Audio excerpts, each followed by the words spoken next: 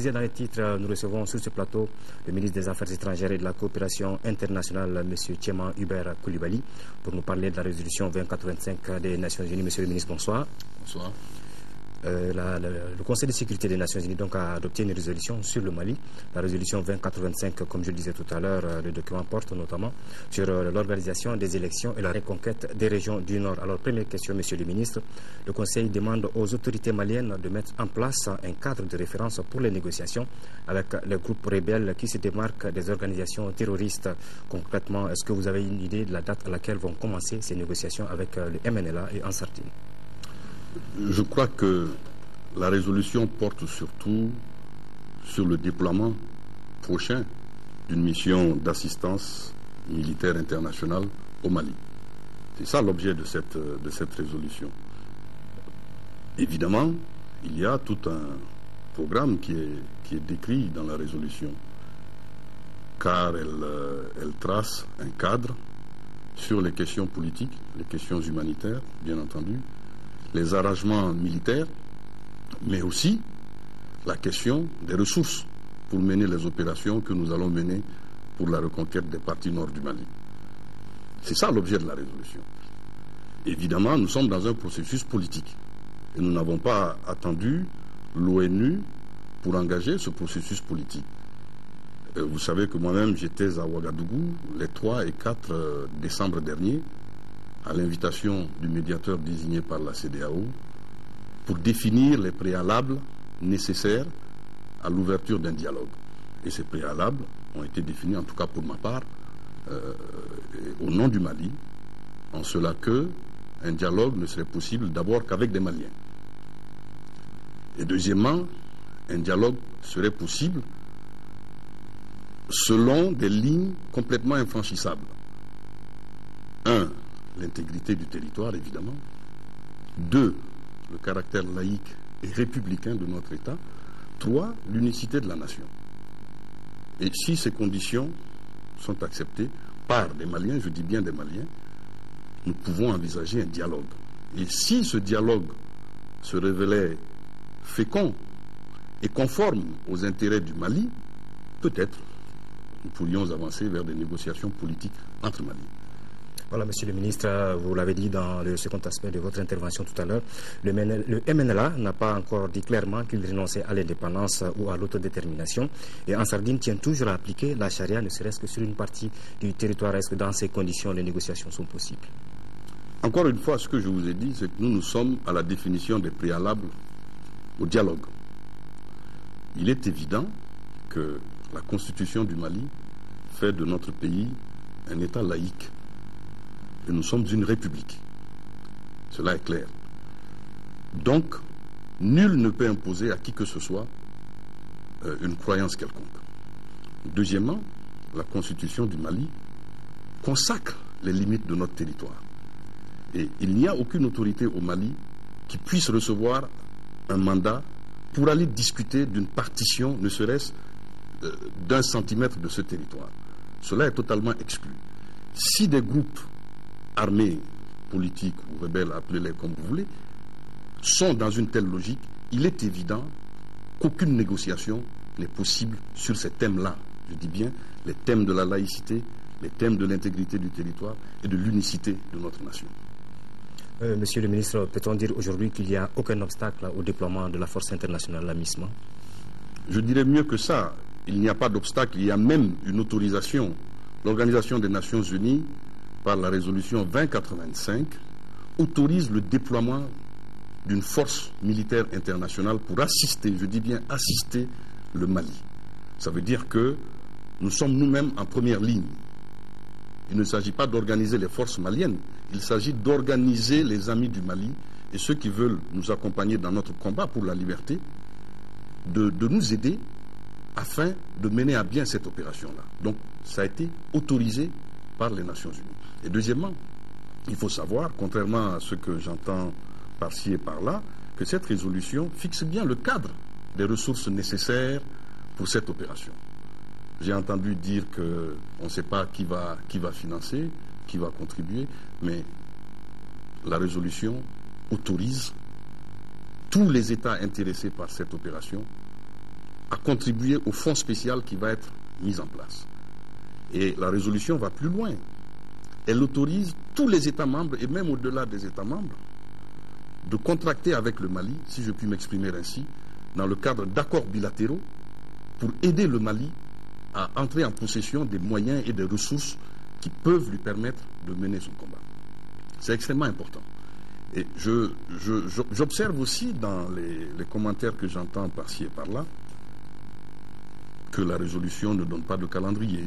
On ne sait pas quand est-ce que ça va commencer. Mais de quoi parlons-nous? Nous parlons d'opérations militaires. Avez-vous jamais entendu des responsables politiques ou militaires donner des dates par rapport aux actions qu'ils entendent mener ou donner des lieux par rapport auxquels ils vont attaquer? Non, ça ne se fait pas. On ne parle pas de plan militaire sur les médias. Ça, ce sont des secrets de défense. Donc, ne comptez pas sur nous, ne comptez pas sur les Nations Unies pour divulguer le détail des plans qui ont été travaillés, souvenez-vous-en, par les chefs militaires maliens, les chefs militaires de la CEDEAO, un plan d'opération qui a été adopté par l'Union africaine et envoyé aux Nations Unies. Et c'est ça qui nous a conduit à la résolution 2085. Monsieur le ministre, nombreux sont ceux qui pensent que l'armée malienne peut, elle seule, aller à la reconquête des régions du Nord si elle est bien équipée et bien formée. Vous pensez le même avis? La résolution appelle aussi les États membres à accompagner la reconstruction et des moyens opérationnels de notre armée. La résolution appelle les États membres à contribuer pour que l'armée malienne, non seulement, comme je le disais, voit ses moyens opérationnels renforcés, mais aussi, d'un point de vue même de la doctrine, que nous puissions aujourd'hui reconstruire une armée républicaine qui soit au service du Mali, mais aussi de la liberté dans notre sous-région. Parce que ce qui se passe au nord du Mali, il faut bien le savoir, ça ne concerne pas que le Mali. Ça ne concerne pas que le Mali. C'est une menace qui s'adresse à toute la sous-région et même au-delà de la sous-région. C'est pour ça que des grands pays, beaucoup plus puissants que nous, se sont rangés de notre côté pour faire aboutir cette résolution. Il faut savoir apprécier ce qui s'est passé. Cette résolution est très importante. Elle est très importante parce que, pour une fois, un des pays membres permanents du Conseil de sécurité, à savoir la France, s'est battu pendant des mois pour la faire aboutir. Et, ce faisant, a fait prévaloir le point de vue du Mali. C'est extrêmement important. J'observe aussi, si vous me le permettez, j'entends dans les commentaires sur certaines radios qu'il est fait mention des élections. Mais évidemment, il est fait mention des élections.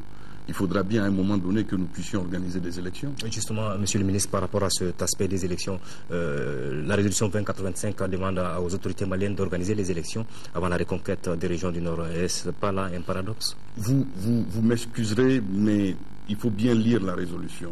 La résolution ne dit pas d'organiser les élections avant la reconquête.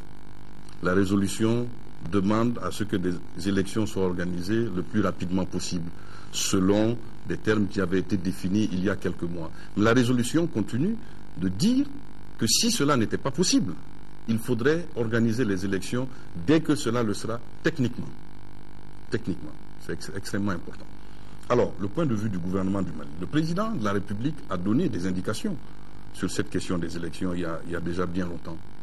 Le président a dit que tant qu'un centimètre de notre territoire serait occupé, il n'est pas envisageable pour nous, gouvernement du Mali, d'organiser des élections. Cela me semble clair.